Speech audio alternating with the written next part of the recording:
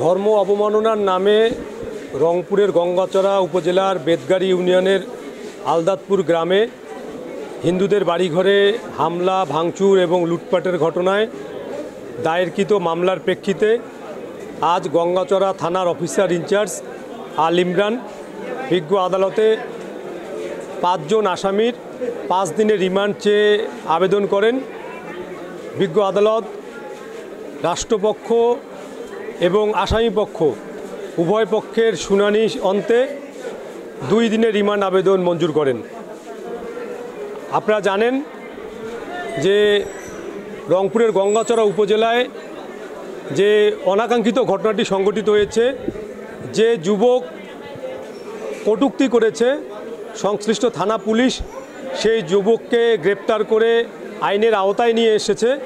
এরপরও হিন্দু পল্লীতে যেভাবে করে হামলা, ভাঙচুর এবং লুটপাটের ঘটনা সংঘটিত হয়েছে এবং এর মধ্যে দিয়ে এলাকাবাসীর মধ্যে যে আতঙ্ক উৎকণ্ঠা বিরাজ করছে, সেই জায়গায় আজকে এই যে প্রায় 1000 থেকে 1200 লোকের নামে যে মামলাটি হয়েছে, এখানে মূলত ঘটনার সাথে কারা সম্পৃক্ত ছিল, কাদের ইন্ধনে, কাদের নেতৃত্বে এই হামলা, ভাঙচুর, লুটপাট হয়েছে সেটি শনাক্ত করার জন্যই আজকে রিমান্ড আবেদন করা হয়েছিল এবং বিজ্ঞ আদালত শুনানি অন্তে 2 দিনের রিমান্ড আবেদন মঞ্জুর করেছে।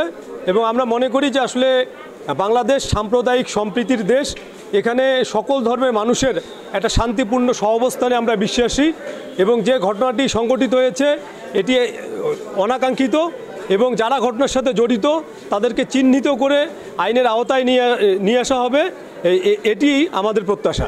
আসলে আমরা যেটি বলতে চাই যে কোনো নিরীহ মানুষ যারা ঘটনার সাথে জড়িত নয় তারা যেন পুলিশি হয়রানির শিকার না হয় কিংবা তারা যেন মিথ্যা মামলায় আসামি শ্রেণীভুক্ত না হয়।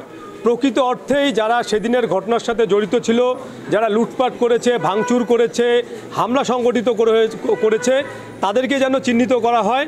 এখানে বিজ্ঞ আদালত সামগ্রিক বিবেচনায় 2 দিনের রিমান্ড মঞ্জুর করেছে। আমরা মনে করি যে 2 দিনের রিমান্ডেই এখানে ঘটনার সাথে কারা জড়িত তাদেরকে শনাক্ত করার ক্ষেত্রে যথেষ্ট।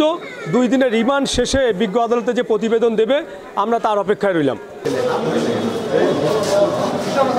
একসঙ্গে করেন।